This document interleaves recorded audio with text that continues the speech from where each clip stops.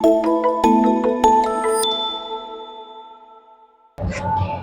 everyone, this is Pinky Meena and today we are going to start sets. Sets क्या होता है? Well defined collection of objects, उनको क्या बोलते हैं हम? सेट्स। जैसे आपके पास बहुत सारी बुक्स हैं, आपने अलग अलग बुक्स का, अलग अलग सब्जेक्ट की बुक्स का अलग अलग सेट बना लिया, तो उन्हें क्या बोलते हैं हम? सेट्स। ठीक है। अगर मैं आपको यहाँ बोल दूँ कि 25 स्टूडेंट्स स्कोर्ड 90% इन 10th, अगर ऐसा कुछ होगा तो मैंने बोल दिया, ठीक है ना, तो उसको हम क्या बोलेंगे? एक, वो हमारे पास एक क्या हो जाएगा? सेट हो जाएगा। ठीक है। अगर मैं यहाँ पर बोल दूँ कि अब अ गर्ल इज अ, ठीक है, अ गर्ल, ठीक है, या फिर a girl is beautiful by nature. ठीक है, मैं किसी भी एक लड़की की बात कर रही हूँ, ठीक है, कि वो बाय नेचर बहुत अच्छी है, बट ये जरूरी थोड़ी है। ठीक है, हो सकता है मुझे अच्छी लगी, आपको ना अच्छी लगे, किसी और को ना अच्छी लगे। ठीक है ना, पर्सन टू पर्सन वेरी कर रहा है। अगर कोई भी सेंटेंस जो है पर्सन टू पर्सन वेरी कर रहा है, तो उसे हम सेट नहीं बोल सकते। ठीक है, उसे हम क्या नहीं बोल सकते? उसे हम सेट नहीं बोलेंगे। ठीक है। अब यहाँ पे अगर मैं आपको यहाँ पे लिख दूं कि 2 + 5, ठीक है, या फिर एक सेट ऑफ नेचुरल नंबर्स, यहाँ पे मैं आपको ले लो, एक ले लो natural numbers. Natural numbers, natural numbers का आपने क्या ले लिया? एक सेट ले लिया। ठीक है, तो नेचुरल नंबर्स क्या होते हैं? 1 to इनफाइनाइट। ठीक है, अब आप कहीं पे भी चले जाओ, ठीक है ना, नेचुरल नंबर्स क्या होंगे? वही होंगे। ठीक है ना, सबके लिए सेम होगा, तो इसे हम क्या बोलेंगे? सेट।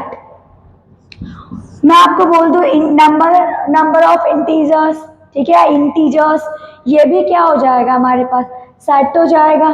ठीक है ना, ये हमारे पास एक सेट हो जाएगा। ओके, तो इस टाइप की जो वैल्यूज होती हैं उनको हम क्या बोलते हैं? सेट्स। ठीक है। अब सेट्स को रिप्रेजेंट करने के दो तरीके होते हैं। एक तो हम रिप्रेजेंट करते हैं टैबुलर या फिर रोस्टर फॉर्म में, एक रिप्रेजेंट करते हैं हम सेट बिल्डर फॉर्म, या फिर उसको हम कभी कभी क्या बोलते हैं? प्रॉपर्टी फॉर्म भी बोलते हैं।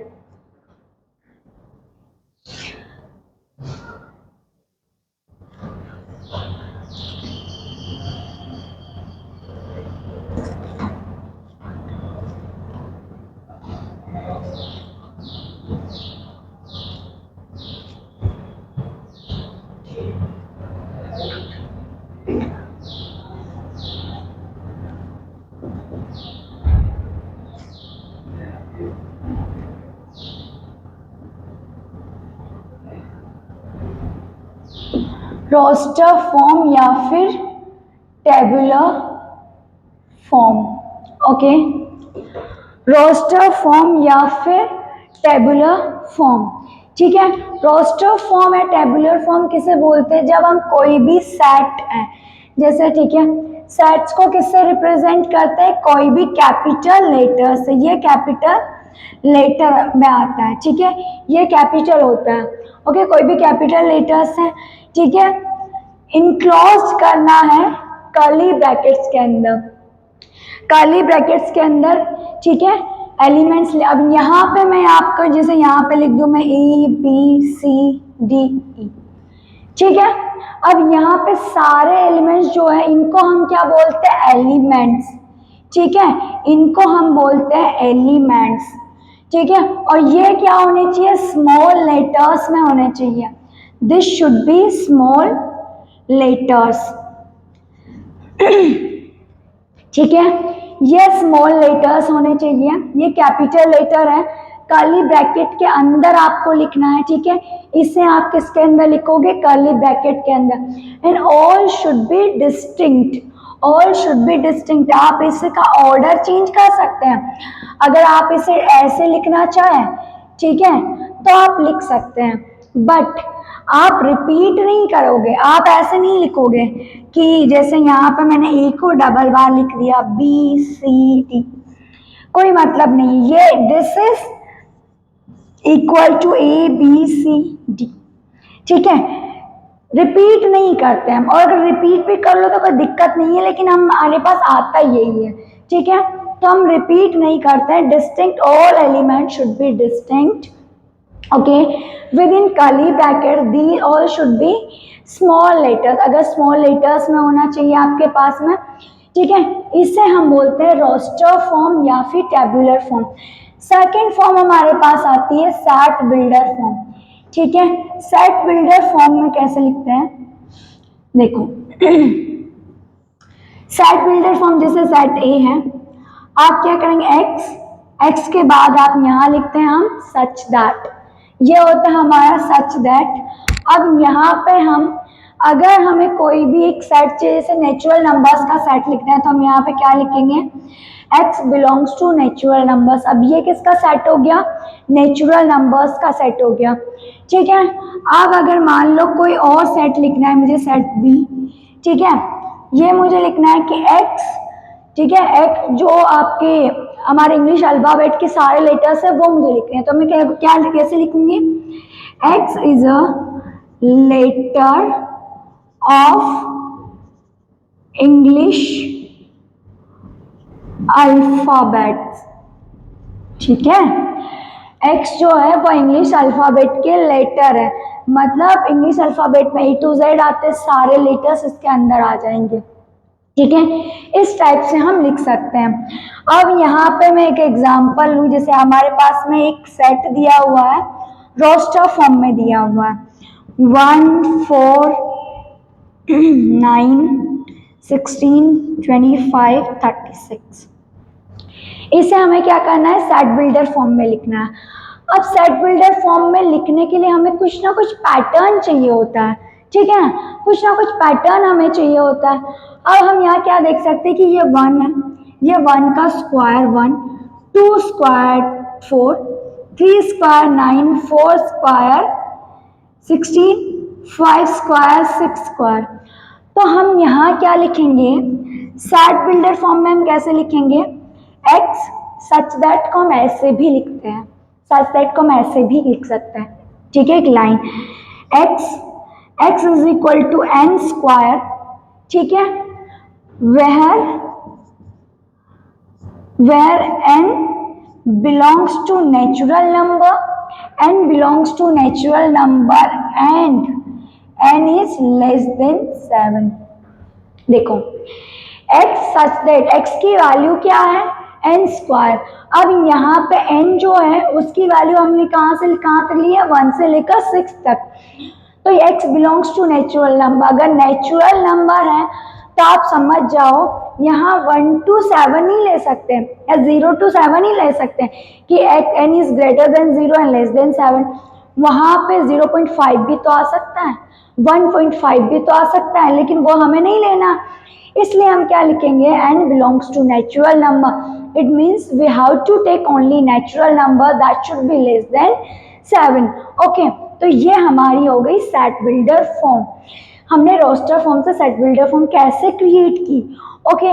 अब अगर मान लो जैसे ये हमारे पास में है, ठीक है, यहाँ पे अगर इसका हमें रोस्टर फॉर्म लिखनी है तो हम कैसे लिखेंगे रोस्टर फॉर्म इसकी बी की रोस्टर फॉर्म हम लिखेंगे, यहाँ पे क्या है, ए बी सी डी ई, ऐसे करके ये कहाँ तक जाएगा, जेड तक जाएगा कि नहीं जाएगा, ठीक है, ऐसा अल्फाबेट अप टू जेड तक हो जाएगा, ठीक है ना। तो ये तो हो गया। अब ऐसे अगर इसका लिखना हो तो हम कैसे लिखेंगे, इसे रोस्टर फॉर्म में लिखेंगे 1 2 3 ऐसे करके, ये तो इनफाइनाइट तक जाएगा, ठीक है ना।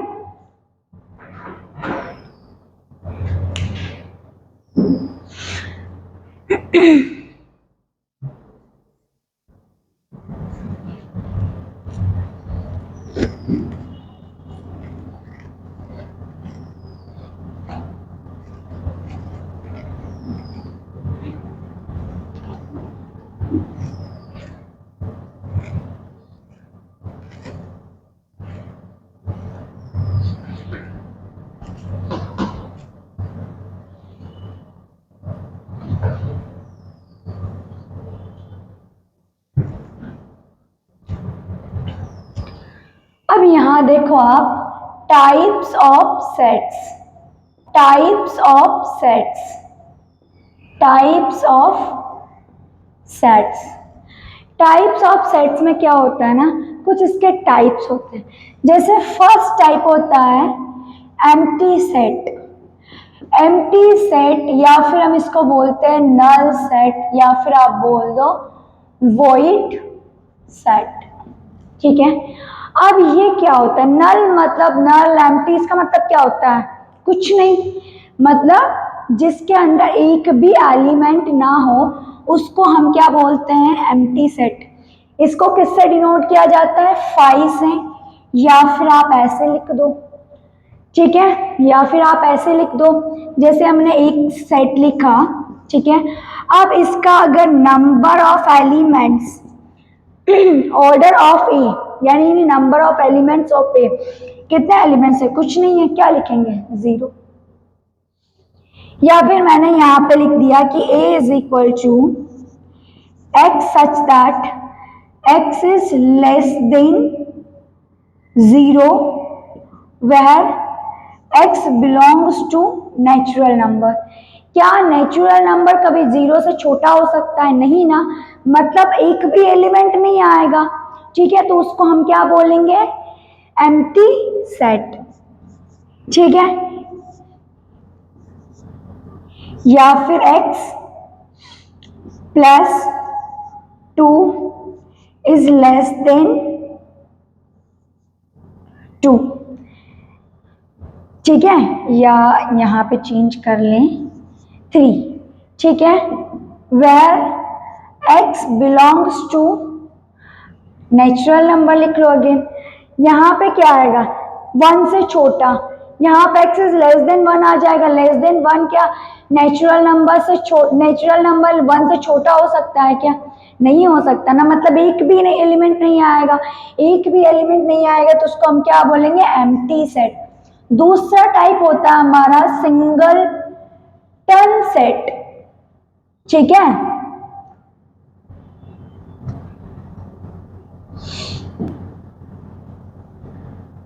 Singleton set, singleton set, single मतलब क्या होता है, 1। ठीक है, अकेला, अकेला होता है कि नहीं। ठीक है, तो ऐसा कोई भी एलिमेंट हो, ठीक है, जिसमें सिंगल एलिमेंट हो, ठीक है, सिंगल एलिमेंट हो, ठीक है, या फिर हम इसको बोल देते हैं 1 एलिमेंट। ठीक है, 1 एलिमेंट, ठीक है, उसको हम क्या बोलते हैं, सिंगलटन सेट। जैसे फॉर एग्जांपल आप लिखो, ठीक है, set A is equal to 1, set B is equal to x such that x belongs to natural number. ठीक है, या x belongs to whole number where x is less than 1। अब x belongs to whole number and x की value 1 से छोटी होनी चाहिए। x whole number कहाँ से स्टार्ट होते हैं, 0 से, मतलब इस यहाँ पे क्या आएगा, 0 आ जाएगा कि नहीं। अगर आप इसको रोस्टर फॉर्म में क्रिएट करें तो यहाँ पे क्या आएगा, ये आएगा कि नहीं। अगर एक ही एलिमेंट है हमारे पास में, ठीक है, जैसे ए लिख दिया आप, एक ही एलिमेंट है तो उसको बोलते हैं सिंगलटन सेट। ठीक है, वैसे ही आपके पास थर्ड होता है फाइनाइट सेट, फाइनाइट सेट या फिर काउंटेबल सेट। जैसे नंबर्स जिनको हम काउंट कर सकते हैं, जिनमें क्या हो, फाइनाइट नंबर्स हो। ठीक है, फाइनाइट नंबर, ऐसा सेट जिसमें फाइनाइट नंबर्स हो या फिर काउंटेबल नंबर्स हो। काउंटेबल नंबर्स मतलब ऐसे नंबर्स जिनको आप काउंट कर सकते हैं, इतनी नंबर्स होने चाहिए जिनको आप काउंट कर सकते हैं। ठीक है, ज्यादा नहीं। अब यहाँ पे हमने जैसे यहाँ पे लिख दिया ABCD, ठीक है, EF, ये क्या है, काउंट कर सकते हैं ना आप, इजीली कर सकते हैं कि नहीं। यहाँ पे आपने 1 2 3 4, ये क्या हो गया, फाइनाइट सेट हो गया। ठीक है, सेट C लिख दिया आपने, ठीक है, x such that x belongs to natural number, वह, या फिर x belongs to natural number and x is less than 5। Count कर सकते हैं कि नहीं? आप कर सकते हैं ना। d is equal to x belongs to whole number, okay, and x is less than, क्या इसको आप काउंट कर सकते हैं? कर सकते हैं कि नहीं? ये 1 लाख है, 1 लाख और x belongs to whole number, 1 lakh से छोटा होल नंबर कहाँ से स्टार्ट होता है? 0 से। 0 टू 1 लाख से एक डिजिट पहले, यानी कि टोटल 1 लाख डिजिट, मतलब और 1 लाख एलिमेंट्स होंगे कि नहीं इसके अंदर? टोटल 1 लाख एलिमेंट्स होंगे, तो इनको भी आप काउंट कर सकते हैं। ठीक है, इनको भी आप काउंट कर सकते हैं। ठीक है, इनको बोलते हैं फाइनाइट सेट। ओके, अब आपके पास फोर्थ एंड लास्ट आपका आता है इनफाइनाइट सेट। इनफाइनाइट सेट जिसमें बहुत सारे नंबर्स होते हैं, ठीक है, या फिर हम उसको बोलते हैं नॉट फाइनाइट। जो हमारा फाइनाइट नहीं होता वो इनफाइनाइट होता है, दैट्स इट। जो फाइनाइट नहीं होता वो इनफाइनाइट होता है ना। तो आपने एक सेट लिया, जैसे मान लो यहाँ से 1 2 3 4 ऐसे करके, जैसे ये क्या है? नेचुरल नंबर्स हैं। अब मैं यहाँ पे बोल दूं b is equal to x such that x belongs to whole numbers, या मैं आपको यहाँ पे एक सेट दे दूं कि x such that x belongs to real number. ये सब क्या है? इनफाइनाइट सेट है ना, कितनी भी रियल नंबर्स हो सकते हैं, we don't know that. Okay, तो ये सारे होते हैं इनफाइनाइट सेट्स।